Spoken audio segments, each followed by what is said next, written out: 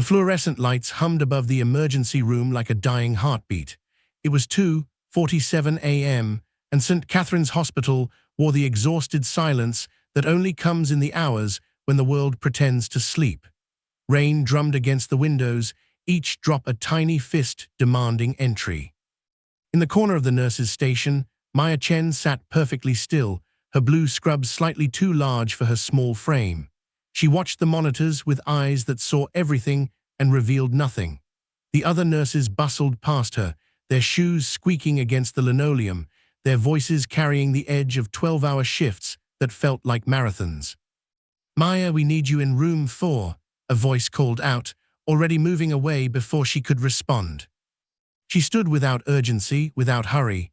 Her movements held a precision that no one seemed to notice, the way she checked her pockets, the angle of her shoulders, the deliberate breath she took before walking. To everyone else, she was just the quiet one, the nurse who never spoke unless spoken to, the one who took the worst shifts without complaint. Dr. Harrison Chen, no relation, pushed past her in the hallway, his white coat billowing like a cape of superiority. He didn't say "excuse me," he never did. Maya stepped aside, her face betraying nothing, and continued to room 4, where an elderly man struggled with his oxygen mask. She adjusted the flow without checking the chart. Her fingers moved with muscle memory that spoke of something beyond nursing school. The man's breathing stabilized within seconds. Maya made a note on the tablet, her handwriting small and efficient, then returned to her station. "That's the third time this week you've adjusted equipment without consulting the attending," Dr. Harrison said, appearing behind her like he'd been waiting. His voice carried across the station, drawing eyes. "This isn't a battlefield, Nurse Chen. We have protocols. We have a hierarchy. You follow orders here." Maya looked up at him, her dark eyes steady and unreadable. "Yes, doctor." "Yes, doctor," he mimicked, his tone mocking. "Do you even understand what I'm saying, or do you just nod and do whatever you think is best?" The other nurses had stopped moving. The moment had waited now, witnesses to a public humiliation that happened too often to be coincidence. Maya's hands rested flat on the desk, her breathing unchanged. "I understand, doctor." Dr. Harrison leaned closer, his voice dropping to a harsh whisper that everyone could still hear. "I've read your file, you know, 3 years here and not a single commendation, no advancement, no ambition, just quiet. What are you even doing here, Maya? What are you hiding from?" Her jaw tightened, the only crack in her composure. For a fraction of a second, something moved behind her eyes, something old and dark and far away. Then it was gone. "I'm just trying to help people, doctor." He straightened, satisfied with whatever victory he thought he'd won, then helped them by following the rules. Maya returned to her charts as the station slowly came back to life around her. But her hands, those careful, steady hands, trembled for just a moment before she pressed them flat against the desk again. In her mind, unbidden, came the sound of helicopter blades, the smell of smoke, a voice screaming for morphine in a language she'd learned to understand through context and desperation. She closed her eyes and counted backward from 10, a technique they'd taught her in the sessions she'd stopped attending. When she opened them again, she was just Maya Chen, night shift nurse, invisible, safe. The rain continued to fall. By 4:15 a.m., the ER had settled into its strange rhythm, the chaos between emergencies, when nurses caught their breath and doctors grabbed coffee that had been sitting too long. Maya was restocking a supply cabinet when her hands found a package of gauze, and she stopped. The plastic wrapping felt different than it should. Wrong texture, wrong weight. For a moment, she wasn't in St. Catherine's at all. She was in a medical tent with canvas walls that rippled in the wind, and the gauze in her hands was soaked through, and someone was crying, and the radio was crackling with coordinates that meant everything and nothing. "Chen, you alive in there?" She blinked. Nurse Rodriguez stood in the doorway, coffee in hand, concern creasing her features. "Yes, sorry, just tired." "Aren't we all?" Rodriguez smiled, genuine and warm in a way that made Maya remember why she'd chosen this hospital. "You should take your break. It's been quiet for almost an hour, which means all hell's about to break loose." She was right. She was always right. The first ambulance arrived at 4:33 a.m., then another, then three more in rapid succession, their sirens cutting through the rain like screams. Maya was on her feet before the PA system crackled to life. Mass casualty event, all available personnel to the ER. Repeat, mass casualty event. The emergency bay doors burst open. Paramedics wheeled in gurneys, their voices overlapping in urgent report. Multiple vehicle collision on the interstate. 18 confirmed injured. Mori incoming. The ER transformed. Organized chaos that tested every protocol, every procedure. Dr. Harrison shouted orders, his earlier arrogance replaced by genuine urgency. Nurses moved like dancers in a ballet they'd rehearsed 1,000 times. Maya found herself assigned to triage, checking vitals, marking foreheads with markers that determined who lived and who waited and who might not make it at all. She worked with the same quiet efficiency, but now it mattered. Now people noticed. A woman came in unconscious, her breathing shallow. Maya's fingers found her pulse, counted, assessed. Tension pneumothorax, she said, loud enough for Dr. Harrison to hear. He glanced over, started to dismiss her, then saw the woman's chest. Get me a chest tube kit, now. But Maya was already moving, already knew where everything was, already had gloves on. She assisted with movements that anticipated his needs before he voiced them, her hands steady while his shook with adrenaline. You've done this before, he said, not quite a question. Maya didn't answer. There was a young man bleeding from his abdomen, and she was already calculating pressure points and blood loss and whether his organs were compromised. The next hour was a blur of bodies and blood and decisions made in seconds that carried the weight of eternity. Maya moved between patients with a calm that seemed almost inhuman, while other nurses struggled with the volume, with the horror, with the sheer impossibility of saving everyone. Maya simply worked. She packed a wound with gauze, her hands moving in patterns that seemed almost military in their efficiency. She established an IV line on a screaming child while whispering words of comfort in a voice that had comforted before, somewhere else, under different circumstances. She helped lift a man twice her size onto a gurney without visible strain, her body positioning speaking of training that went beyond nursing school. Dr. Harrison watched her between patients, his expression shifting from confusion to something like recognition. Then the critical case arrived. The paramedics' faces told the story before their words did. Commander-level patient, one said, his voice tight. Massive internal bleeding, BP dropping, he's crashing. They rushed him into Trauma 1, and Maya followed without being asked. The man on the gurney was in his 50s, his face pale beneath a dark beard streaked with gray. He wore civilian clothes, but there was something in the way he held himself, even unconscious, even dying, that spoke of authority. I need hands, Dr. Harrison called out. Experienced hands, Rodriguez Chen with me. The trauma bay became a theater of desperate medicine. The man was bleeding internally, his abdomen distended, his blood pressure dropping despite their best efforts.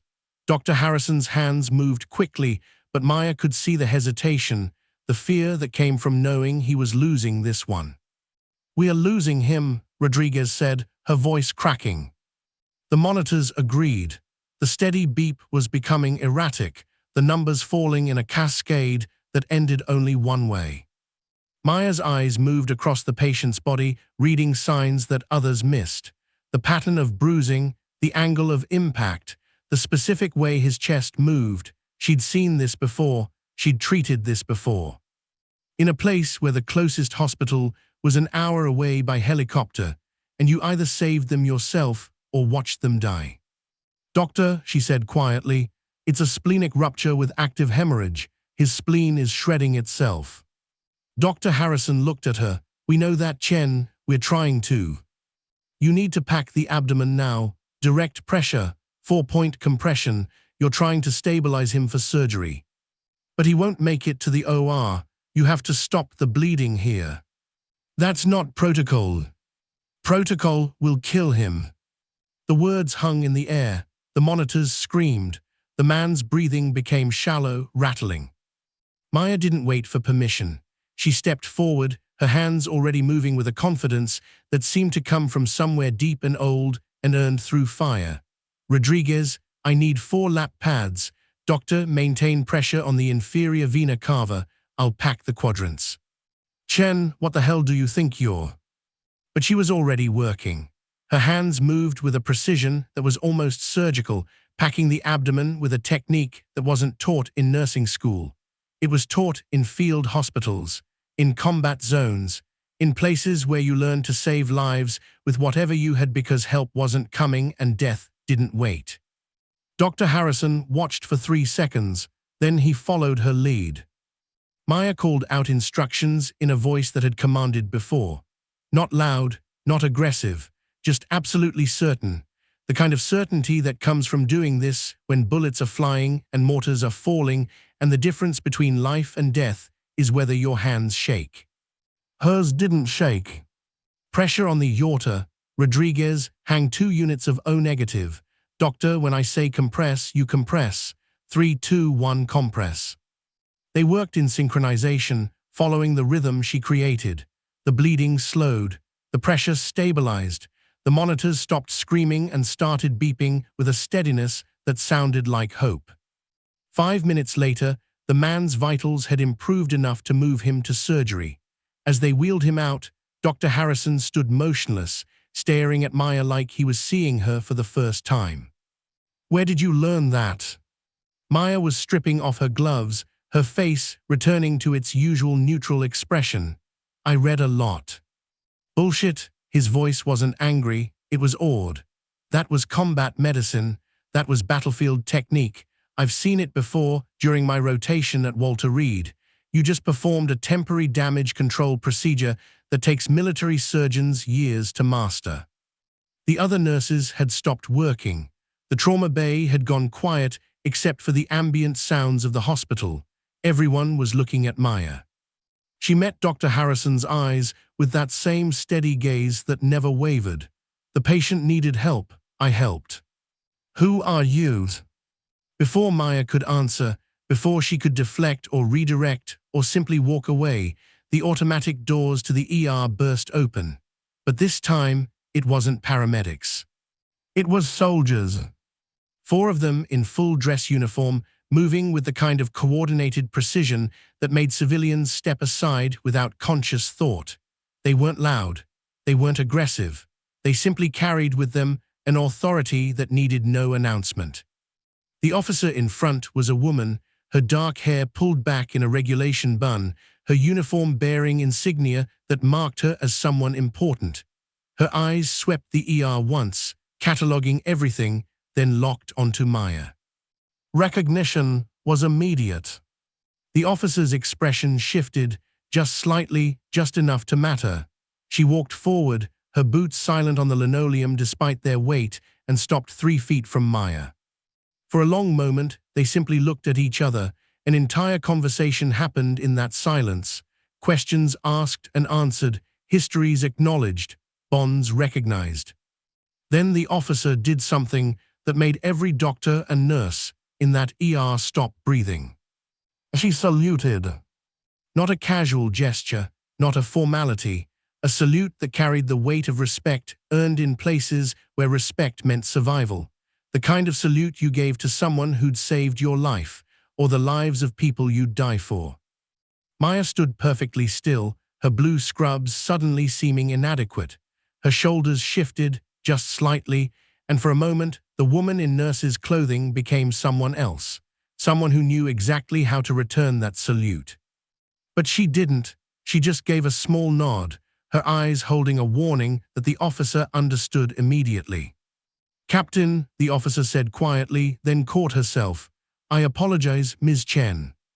The title fell like a bomb in the quiet ER. Dr. Harrison's voice came out strangled. Captain.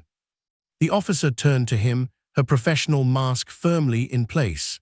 I'm Colonel Sarah Martinez, United States Armed Forces Medical Command. I'm here regarding the patient who was just brought in. We were notified of his condition. He's in surgery, Dr. Harrison said, still staring at Maya. But is she? Colonel Martinez's expression softened slightly. Ms. Chen is a civilian now, has been for 3 years, and her service record is classified. She paused, weighing her words. But I can tell you that the man you just saved, he wouldn't be alive right now if she hadn't been here. And I wouldn't be alive if she hadn't been there 7 years ago when our conv hit an IED outside a city I can't name. The silence stretched. Someone's pager beeped and went ignored. Rodriguez found her voice first. Maya, you were military. Maya's jaw tightened. I was a lot of things. She was a combat medic, Colonel Martinez said, and there was pride in her voice that couldn't be hidden. One of the best we've ever trained, 3 tour, 73 confirmed saves under fire, 2 silver stars, a bronze star with valor device. She looked at Maya with something approaching reverence. And a medical discharge after carrying 4 wounded soldiers out of a kill zone while she had a piece of shrapnel embedded in her own spine.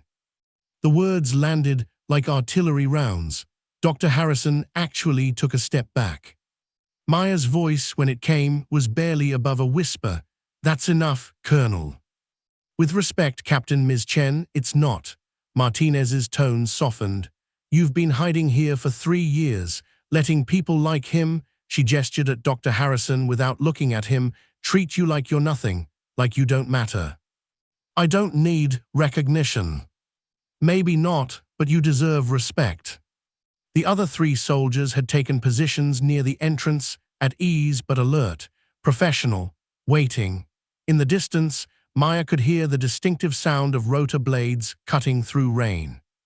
The patient, Maya said, redirecting. Why is he important? Colonel Martinez hesitated, then seemed to make a decision. He's General Marcus Thompson, retired but still consulting. He was on his way to a veterans hospital dedication when the accident happened. When we got word about his condition and the hospital he'd been taken to, I pulled your file. She paused. I took a chance that you might still be here, that you might still care enough to save him. I would have helped anyone. I know, that's why you were the best. Dr. Harrison cleared his throat, and when he spoke, his voice had changed completely. Ms. Chen, Maya, I don't know what to say. He stopped, searching for words that didn't exist. I've been a complete ass. Maya turned to look at him, and for the first time, there was something almost like amusement in her eyes. Yes, you have. I had no idea. You shouldn't need to know who someone was to treat them with respect, Doctor. Her voice was gentle but firm. That's the point. Rodriguez laughed, a short, sharp sound that broke the tension. Holy shit, Maya, you've been letting us order you around for 3 years. I'm a nurse now, that's the job. But you're also... I'm also done with that life, Maya said, and the finality in her voice made it clear that this topic wasn't open for discussion. I served, I did my duty, I came home. Now I'm here, and I'm helping people the way I can help them. Colonel Martinez nodded slowly. I understand, but the general is going to want to thank you when he wakes up. He's going to want to know who saved him. Tell him it was a team effort. Tell him Dr. Harrison performed excellently under pressure. Tell him whatever you need to tell him. Maya's shoulders had relaxed slightly, returning to that civilian posture that had fooled everyone for so long. But I'm going back to work now. I have patience. Maya, Dr. Harrison started. I have patience, Doctor, unless you're telling me I'm fired. He looked stricken. God, no, can we talk later, please? Maya considered this, then nodded once. Later. She started to walk away, back to her station, back to her charts and her monitors and her quiet invisibility. But Colonel Martinez's voice stopped her. Captain Chen. Maya turned, and the officer was smiling. It's good to see you alive. It's good to see you well. Martinez's voice carried a weight of unspoken things, memories of sand and blood and brothers and sisters who hadn't made it home. And for what it's worth. You're still saving lives, still making a difference. That matters. Maya's throat worked. For a moment, the mask slipped completely, and the woman underneath was visible, scarred, tired, but still fighting in the only way she knew how. Thank you, Colonel. Sarah, call me Sarah. Sarah, Maya's lips curved in the ghost of a smile. Thank you. The soldiers left as quietly as they'd arrived, the helicopter sound fading into the rain. The ER slowly came back to life, but everything had changed. The other nurses looked at Maya with new eyes. The doctors gave her space and respect. Even the patients seemed to sense that something was different about the quiet woman in blue scrubs. Dr. Harrison approached her station an hour later, 2 cups of coffee in his hands. He offered one to Maya, who took it with a nod of thanks. I've been thinking, he said, sitting down beside her, about what you said, about respect, about not needing to know someone's history to treat them well. It's basic decency, doctor. Call me James, please. He sipped his coffee, wincing at the taste. I've been at this hospital for 8 years. I thought I was good at my job. I thought I knew what excellence looked like. He turned to look at her. But I've been so focused on credentials and hierarchy that I forgot to actually see people. Maya didn't respond. She just listened, the way she always did. You could have told me, could have thrown your rank in my face, could have made me look like a fool. That's not who I am. No, it's not, he smiled sadly, which makes you better than me in more ways than I can count. They sat in silence for a while, watching the ER move around them. The mass casualty event was winding down, patients were stabilized, families were being notified, the worst was over. Why did you leave, Dr. Harrison? James asked quietly. If you were that good, that decorated, why did you walk away? Maya was quiet for so long that he thought she wouldn't answer. Then she spoke, her voice soft and distant. Because I was tired of watching people die, tired of being in places where violence was the only language anyone spoke. I wanted to save lives without having to take them. I wanted to help people who weren't torn apart by war. She looked down at her hands. I wanted to remember what normal felt like. And does it feel normal? She considered this. Sometimes, in the quiet moments, when I'm adjusting an old man's oxygen and he smiles at me, when I'm holding a child's hand while they get an IV, when I'm just being a nurse. She looked at him. Those moments feel clean, simple, normal. And the rest of the time? The rest of the time, I remember everyone I couldn't save, everyone who died while I was covered in their blood, trying to do the impossible. Her voice didn't waver. I remember, and I work harder to save the people in front of me now. James nodded slowly. I'm sorry for how I treated you, for making this harder than it needed to be. You didn't know. I should have been better anyway. They finished their coffee in comfortable silence. Around them, the hospital continued its eternal rhythm, the dance of life and death, and all the moments in between. 2 days later, Maya was restocking supplies when Rodriguez found her. There's someone here to see you. Maya looked up wary. Who? General Thompson. He's awake. He's asking for the nurse who saved him. Maya closed her eyes briefly, then nodded. Room. Private suite, 4th floor, Maya. Rodriguez touched her arm gently. You don't have to go if you don't want to. I can tell him you're not available. No, it's okay. Maya smoothed her scrubs. I'll go. The private suite was quiet, expensive, the kind of room reserved for VIPs and people with excellent insurance. General Marcus Thompson sat propped up in bed, an IV in his arm, monitors beeping steadily beside him. His color was better. His eyes were alert. Colonel Martinez stood by the window. She nodded when Maya entered. Ms. Chen, the general said, his voice rough but strong. Come in, please. Maya approached the bed, her movements careful, professional. The general studied her with eyes that had seen combat, had made decisions that cost and saved lives, had earned the right to command through decades of service. They tell me you saved my life, he said. The entire team saved your life, General. I just assisted. He smiled, a knowing expression that said he'd heard the full story. Colonel Martinez tells me you were one of the finest combat medics she's ever served with, that you saved her life, that you saved dozens of lives under circumstances I can't even imagine. I did my job, sir. You did more than that. He shifted, wincing slightly. And now you're here, working night shifts, letting doctors disrespect you, hiding. Maya's expression didn't change. I'm not hiding, General, I'm living. Are you? The question wasn't unkind, it was genuine, because from where I sit, it looks like you're punishing yourself, staying small, staying quiet, making yourself invisible because you think that's what you deserve. The words hit harder than Maya expected. She had to focus on breathing steadily. Permission to speak freely, General. He smiled, always. What I deserve is to choose my own life. I served, I gave everything I had. I lost pieces of myself in places that don't appear on maps, doing things I can't talk about. Her voice remained calm, but there was steel underneath. And when I came home, I decided that I wanted to help people without needing to carry a weapon to do it. I wanted to be ordinary, normal, just another nurse doing her job. There's nothing ordinary about you, Captain Chen. That's exactly my point, sir. Maya's eyes met his. I don't want to be extraordinary anymore. I don't want the medals or the recognition or the weight of being someone's hero. I just want to come to work, help my patients, and go home knowing I made a small difference. The general was quiet for a long moment.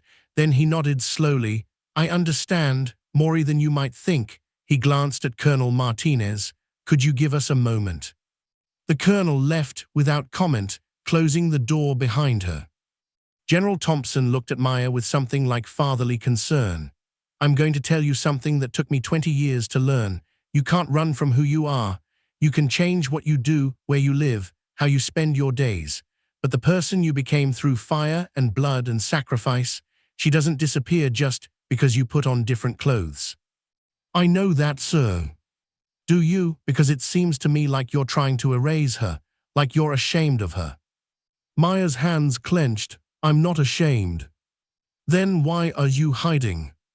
I'm not, she stopped, breathing hard. I'm tired, General. I'm tired of war, tired of violence, tired of being the person who has to make life and death decisions while covered in someone else's blood. I came home, and I found something that lets me help people without all of that. Why is that wrong? It's not wrong, his voice gentled, but it's not complete either. You have skills that most people will never have.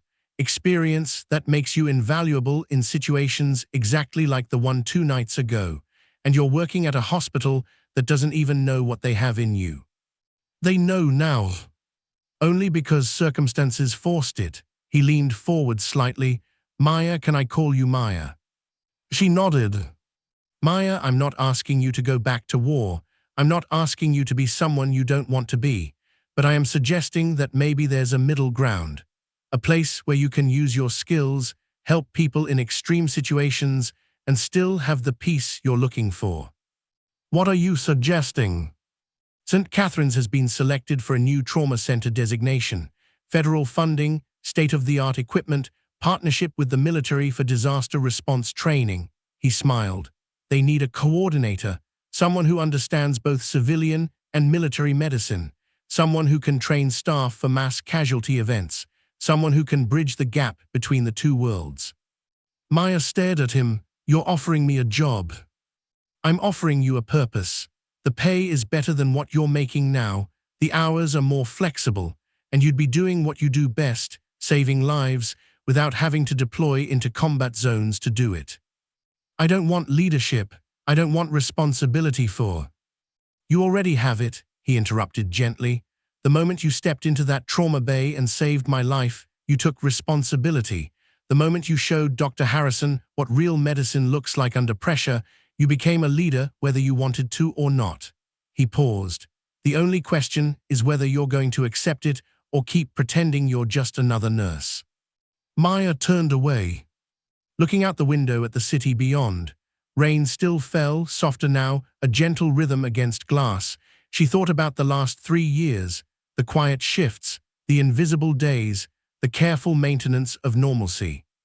She thought about the moment in the trauma bay when her hands had remembered what they were trained to do, when her mind had clicked into that combat-sharpened focus, when she'd felt, for the first time in years, completely and utterly herself.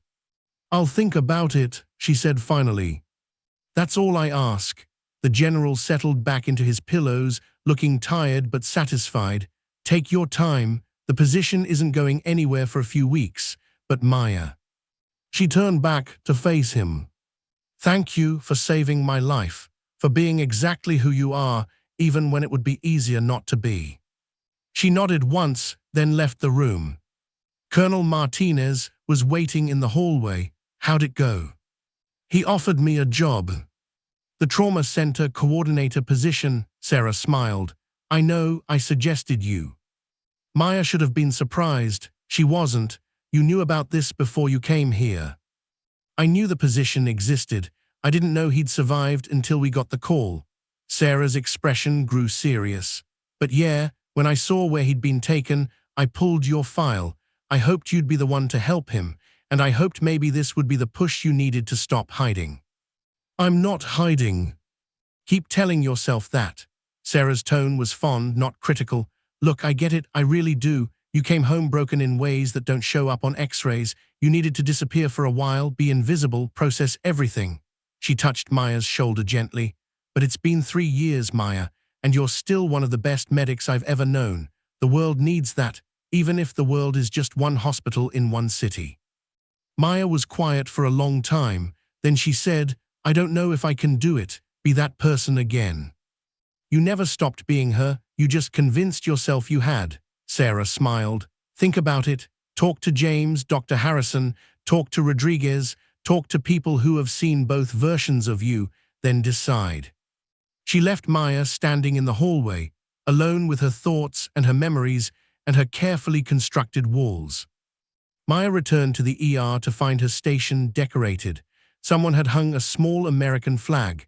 Someone else had left a cup of really good coffee, not the hospital sludge, still steaming.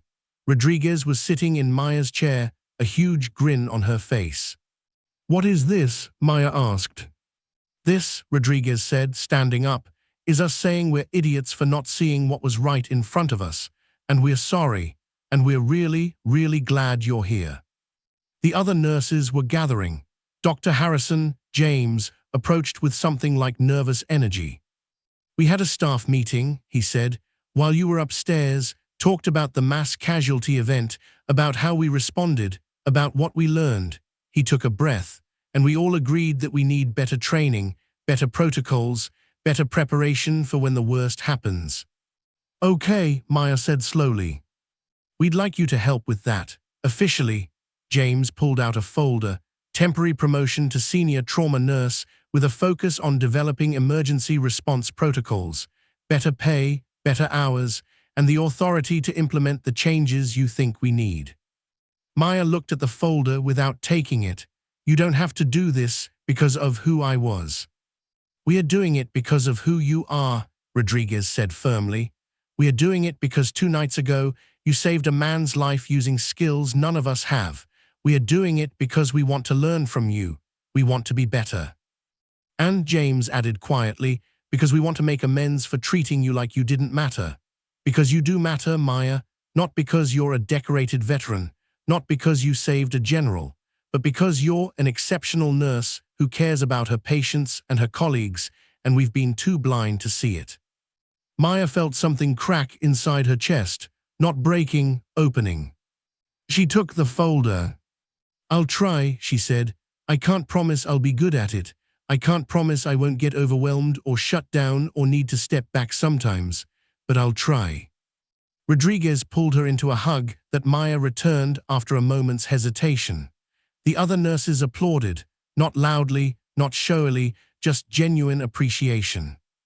As Maya sat down at her station, coffee in hand, folder in front of her, she felt something she hadn't felt in 3 years.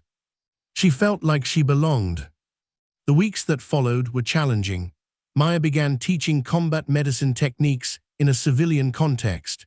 She developed protocols for mass casualty events. She trained staff on how to stay calm under pressure, how to make rapid assessments, how to work as a coordinated unit when chaos reigned.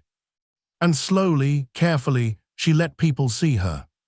Not all of her, the darkest parts, the memories that woke her up at night, the faces of those she couldn't save, those remained private. But she let her colleagues see her competence, her skill, her dedication. She let them see that she cared.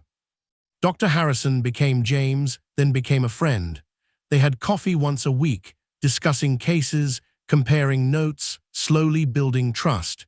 He told her about his own failures, his own regrets, his own journey to becoming a better doctor.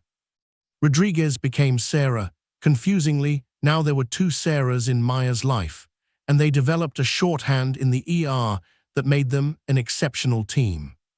And Maya started to remember why she'd become a medic in the first place, not for the glory or the recognition, not for the medals or the thanks, but because when someone was hurt, when someone was dying, when the difference between life and death was measured in seconds and skills and the steady hands of someone who refused to give up, she wanted to be there. She wanted to help. 3 months after the general's accident, Maya sat in the administrator's office, looking at paperwork for the trauma center coordinator position. The pay was better. The responsibilities were greater. The visibility was unavoidable. "I need to know something," she said to the hospital administrator. "If I take this job, I'm going to do it my way. I'm going to implement protocols that might seem unusual. I'm going to train staff using combat medicine techniques. I'm going to push people outside their comfort zones." "We are counting on it," the administrator said with a smile. "That's why we want you. And I need one other thing." "Name it." "I still want to work bedside, not all the time, but regularly. I don't want to become someone who only teaches and coordinates. I want to keep taking care of patients directly." The administrator considered this, then nodded. "2 shifts a week. You choose which ones." Maya signed the papers. That night she called Colonel Martinez, the other Sarah. "I took the job," Maya said. "I'm glad," Sarah's voice carried genuine warmth. "You're going to be amazing at it." "I'm terrified." "That means you care. That's a good thing." They talked for a while about nothing important, about the weather, about bad coffee, about mutual friends from their service days and what they were doing now. Finally, Sarah asked, "Are you okay, really okay?" Maya thought about it, honestly considered the question. "I'm getting there," she said. "I'm not who I was. I'll never be her again, but I think I'm finding a way to be someone new, someone who can use what I learned without being consumed by it." "That's all any of us can do," Sarah said softly. "Come home changed and figure out how to live with it." After they hung up, Maya stood at her apartment window, looking out at the city lights. Tomorrow she'd start her new position. She'd teach doctors and nurses the things she'd learned in places they couldn't imagine. She'd help prepare them for the worst, hoping they'd never need it. But tonight she was just Maya Chen, former captain, former combat medic, current nurse and coordinator and work in progress. And for the first time in 3 years, that felt like enough. The rain had stopped. The city hummed its eternal song. And somewhere in St. Catherine's Hospital, monitors beeped steadily, marking the rhythm of lives being saved by people who cared enough to try. Maya smiled, small and private, and turned away from the window. She had work tomorrow. She had purpose. She had finally found a way to be both who she was and who she'd become. And in the quiet of her apartment, in the peace of this moment, Maya Chen, nurse, veteran, survivor, allowed herself to feel something she hadn't felt in a very long time. Hope.